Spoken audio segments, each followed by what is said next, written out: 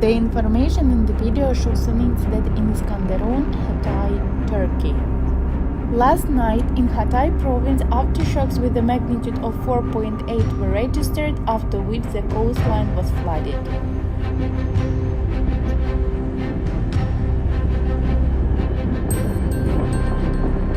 The epicenter of the earthquake was located 19 kilometers north of the city of Iskenderun.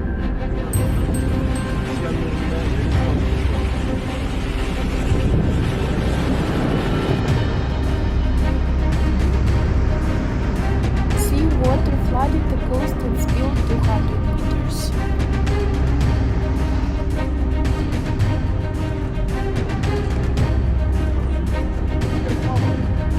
Residents of some houses and office employees have been evacuated.